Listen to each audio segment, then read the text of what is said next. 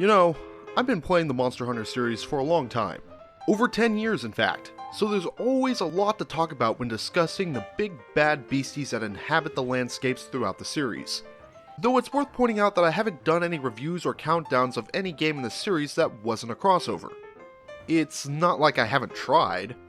As a matter of fact, my first ever countdown was going to be on the Monster Hunter series, back in 2012. That is one big ass delay. For my first countdown featuring Monster Hunter, I needed to figure out what I was going to talk about. And even with years of experience, there are still monsters out there that make me want to hit the nope.avi button and get the hell away. So let's sit back, hit the emergency eject button, and celebrate from a safe distance my pick for 7 monsters in Monster Hunter that will make you go, nope.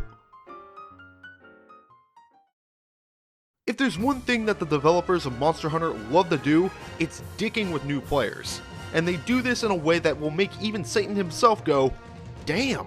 How they do this is simple. They put you on an easy quest to gather an item or two, and while you're busy on your little fetch quest, they'll throw a level 5 monster at you from out of nowhere. These monsters are usually the flagship in whatever game you're playing, but the point is the same. You had better been working on that cardio because it's time to run like hell. Monster Hunter Tri and its extension Monster Hunter 3 Ultimate are probably the most guilty of this little prank, because it's a 1-2 punch. In the quest called Guts, It's What's for Dinner, you're tasked with retrieving the item called Monster Guts from the Epioth roaming in the oceanic parts of the deserted island. When you run out of Epioth to slay, you swim to the next area for more, which prompts a cutscene that would make any new player shit themselves. Why? Because the Lagicrus is here to ruin your day. The Lagicrus is a large leviathan monster that can fire electricity. It's a fast swimmer, highly territorial, and you just swam right up to it.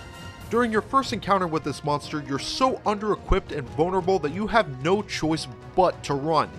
The worst part at this point in the game is that you're still probably getting used to the underwater movement, so you're trying to swim away while bonking into things as though you were a drunk Michael Phelps. A Lagicrus at this stage could easily knock you out, and when this cutscene takes place, the Lagicrus will patrol the waters of areas 10 and 11.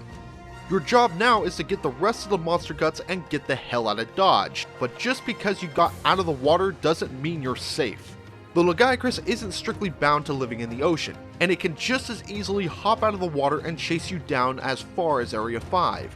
And if you think you're a brave hunter and plan to face the Lagicrus, I want to first commend you for your bravery and then ask what mortuary I should send flowers to, because the Lagicrus in this quest cannot be killed. You have no choice but to run like a little bitch. This monster is a big reason why I don't swim in the ocean anymore.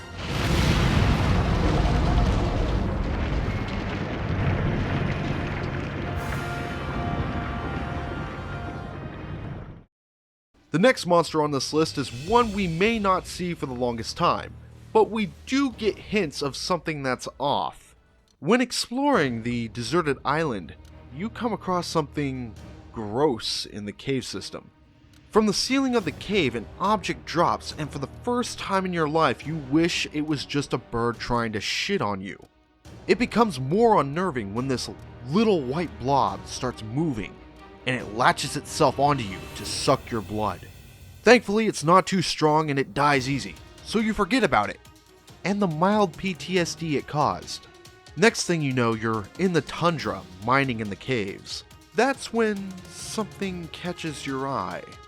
It looks like some kind of mining node, but it's moving? So you go in to have a closer look. You see it pulsating, and the next thing you know, the small white blobs from before start slowly coming out of it.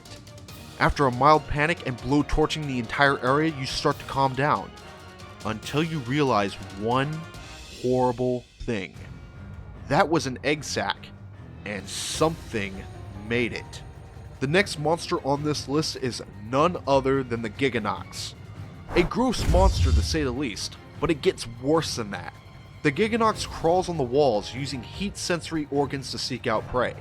When it does find prey, in this case you, it will launch multiple attempts to try to make you its next meal.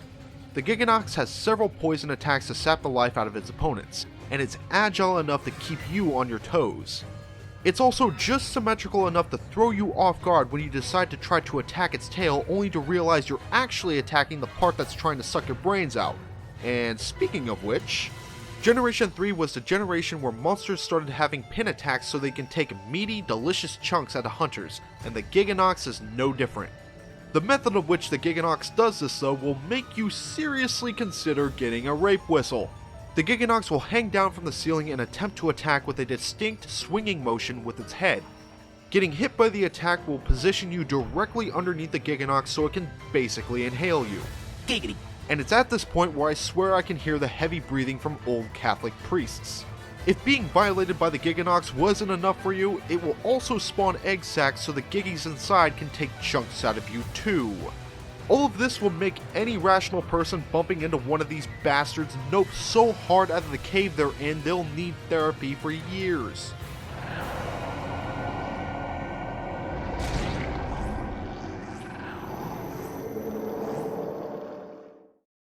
The next monster we're going to be looking at was initially going to be the Kizu, as it's basically the OG when it comes to grotesque and nope-inducing qualities. Only problem is that since it's related to the Gigginox, it would be a little unfair to give a spot to a monster with several similar qualities. So what did I do to fix this, you wonder? Well, we're going on the worst field trip you can think of. Unless you're Jeffrey Dahmer or something. In that case, you may actually enjoy it. Our trip takes us to the Rotten Vale in Monster Hunter World. This place is littered with corpses of monsters that either fell from the Coral Highlands or traveled here to specifically die. Either way, it's a gruesome place. Inside the deepest parts of this region, there is a life-sapping substance called effluvium? Fuck it, I'm calling it miasma, since it's pretty much what it is. Anyway, this stuff is pretty brutal, since a miasma is a type of flesh-eating bacteria that further decays everything in the Rotten Vale. That alone would make any normal person treat this place like a river infested with leeches, but it's the Elder Dragon that lives here that will make you run without stopping. The Vaal Hazak. Everything about the design of this monster is horrific and over the top. In fact, it's first seen resting in a pile of bones where it controls a miasma to drain the life out of smaller monsters to feed itself. The Vaal Hazak itself looks like a corpse, and in fact a part of me is convinced that it's not even alive, but it's merely a zombie. Like any good zombie looking monster, it's covered in ripped flesh, torn wings, and 2 sets of freaking jaws. But that's not even the worst of it. Let's talk about how it uses the miasma. The vapor alone will cut down your maximum health, and the Vaal Hazak has weaponized it to use against you.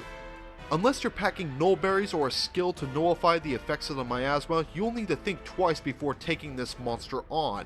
Especially since the miasma is passive to the point where just being exposed to it without the Vaal Hazak attacking is enough to be hit with the status. The Vaal Hazak looks like a corpse, behaves like a corpse, can drain the life out of the living, and literally lives in a region of dead bodies. In a fucking bone pile. Everything about this monster says go away. And I highly suggest you do. Otherwise the Vaal Hazak may just have a new skull to mount on its wall.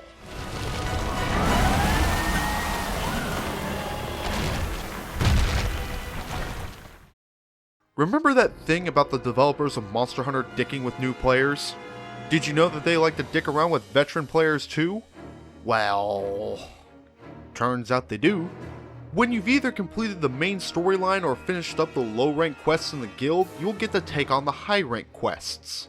At this point you've fought through tooth and nail, got all the best armor you can, and now you think you're hot shit. Now you get to go into high rank where your shit is pushed in all over again by the weakest of monsters. After you're battered and broken, flopping around trying to hide from a high rank Great Jaggy or something, you may notice an ominous shift in the game's music. You'll look around for a split second and see a large, pickled shaped monster that can best be described as Barney the Dinosaur on a meth and steroid cocktail.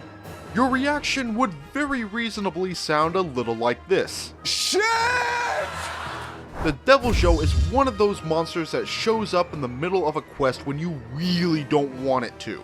It's a brute wyvern that is borderline on Elder Dragon status because of how stupidly powerful it is. The Devil Joe will start appearing in high rank quests and beyond anytime there's an unstable environment. When you're starting out in high rank and a Devil Joe appears, your only real option is to run like hell. This is a monster that comes out on top even against some of the strongest large monsters out there. If you go out and get the weapons and armor necessary to face off against a Deviljho, you may once again be shit out of luck because the Deviljho's rage mode is basically its ace in the hole. Upon going into rage mode, it gains the ability to use a Dragon Breath attack, which will cause high damage and inflict Dragon Blight to those that are hit. Keep in mind that this is with a normal Deviljho. There's another variant of the Zhou out there that starts out as though it was in rage mode. To wrap this monster up in a fine nope bow, the Deviljho is a nomadic creature, which allows it to appear in just about every normal region in Monster Hunter. Think carefully before engaging this monster, because this is a beast so powerful its own theme will override normal monster themes, and its sheer size could realistically speaking swallow a grown human whole. In fact, in Monster Hunter Tri, there was an event quest called the World Eater that featured a Deviljho so large that it could barely be hit anywhere other than its legs. Yeah, fuck that.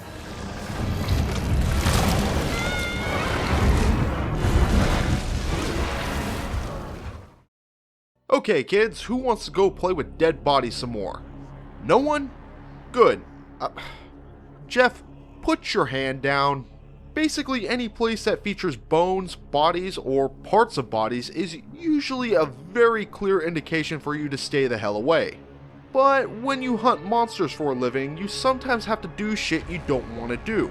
Like go to the Wyvern's End in Monster Hunter Generations or Generations Ultimate. Wyvern's End is essentially a pit in the ground that's filled with bones. And it's also a place where dynamite should have been used to cave in the frickin' place a long time ago. I don't care if there's a missing guild team in there, they're good as dead. Not because a fall like that would kill a normal person, but it's the thing that lives in there. The Nakarkos. A cephalopod-like elder dragon makes this place its home. There's a reason that the Wyvern's End is considered forbidden, and going in there to fight the Nakarkos is like going up to a sleeping bear in its den and poking it with a stick. At first sight, this monster has so much nope going on with it. If it's not for the fact that the tentacles of this monster resemble other dead monsters, it would surely be how slow and methodically it moves around the arena with that eerie music playing in the background.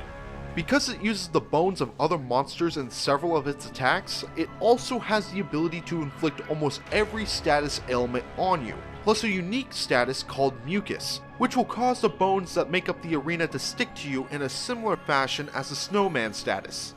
The part that will make you really wish you hadn't challenged this monster is when it goes into its second phase, because that's when you finally see its face.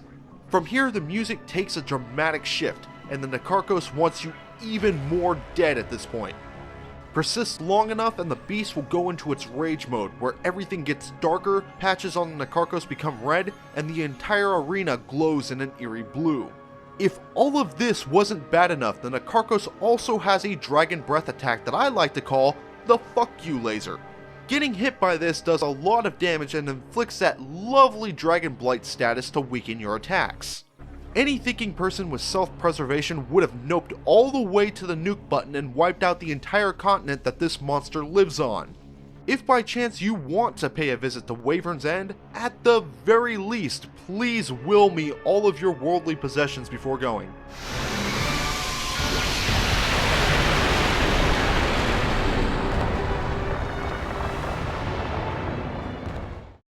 Speaking of the nuclear option, spiders. These little bastards are everywhere. Most are harmless to us, but some get to very uncomfortable sizes. We individuals that live in the first world countries freak out over the smallest of spiders. I personally don't mind seeing a spider hanging out in the corner when I'm in the shower because it's usually just a cellar spider catching the more annoying bugs. If anything, I treat them like bros. It's those larger ones that make my skin crawl. On that note, remind me never to go to Australia unless I'm armed with 10 knives, 3 pistols, a bazooka, and one of Steve Irwin's kids. You know, just in case shit goes sideways with those 8-legged bastards. I bring this up because on top of dicking with new and veteran players, the developers behind Monster Hunter 4 thought it would be appropriate to dick with people that are afraid of spiders by supersizing them in the form of the Nerscylla. Talk about going overboard with attention to detail.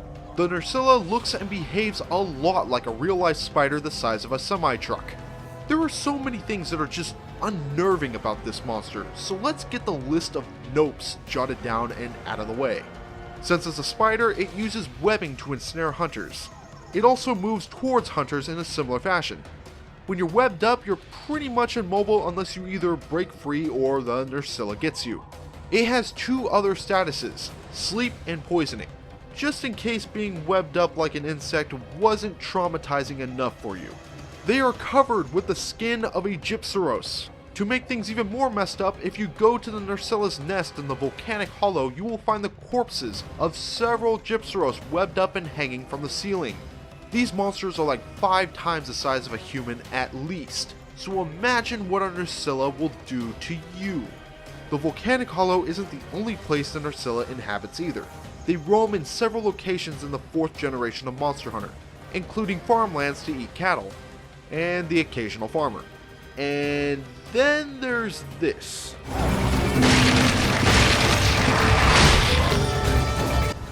No. No. Mm-mm. Mm-mm. No. No. No. No. No. No. Hell no! I think it's safe to assume that if these things lived in our real world, we would be napalming most of the planet to get rid of them, or weaponize every Australian on Earth to combat these monstrosities.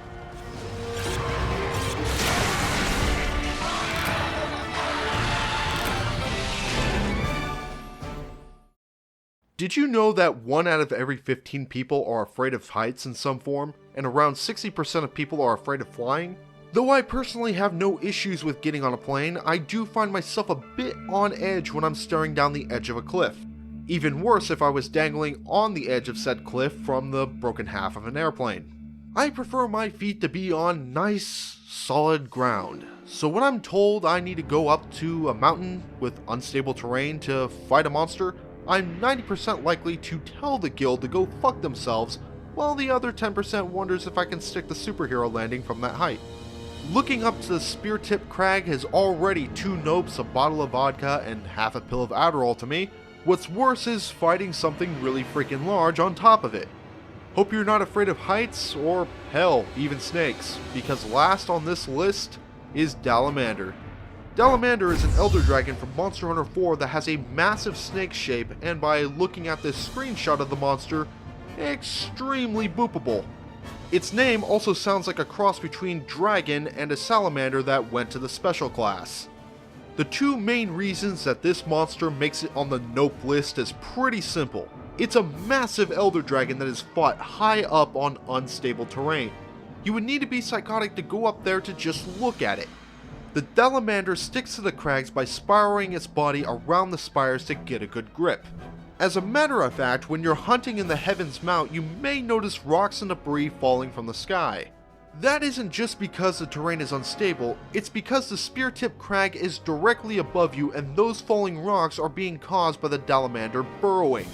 If that doesn't make you reach for the note button, the Dalamandur also has a meteor attack similar to the Diamoralis, a flamethrower attack similar to a Sedaeus' water beam, and a tongue that can paralyze hunters where it is then assumed they are swallowed whole. And once again, this is all on terrain that can give out at a moment's notice and send you plummeting to your doom. From that height, I bet Stephen King could write an entire novel before he hit the ground. I think I would much rather deal with the giant spider, thank you.